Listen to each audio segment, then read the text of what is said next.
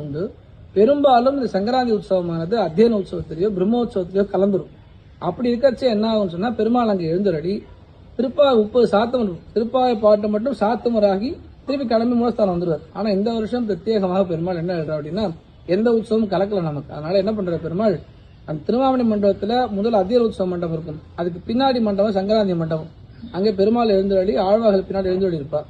திருமஞ்சனமாகும். திருமஞ்சனமானவுடனே அரையர் முக்கியன மார்கழி மாசம் பாடக்கூடிய 30 திருப்பாவை பாசனம் பெருமாள் முன்னே பாடப்பட்டு திருத்தலா கோஷ்டி கண்டோட பெருமாள் திருத்தலா சேபா பெருமாள் திருடைய தாத்துமரி தாருடைய வாழை திருநாமங்கள்லாம் பாடி இங்க பெருமாளுக்கு திருத்தலா கோஷ்டி நடக்கும், தீர்த்த கோஷ்டி நடக்கும், எல்லாம் நடக்கும்.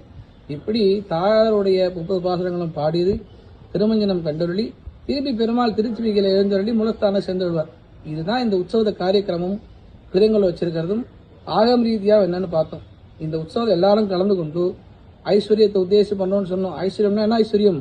கைங்கரியம் தான் நமக்கு ஐஸ்வர்யம். அந்த கைங்கரிய உத்தேசிக்கணும். பெருமாளுடைய திருமஞ்சனம் கண்டுறது சர்வ பாவங்களையும் போக்குறது.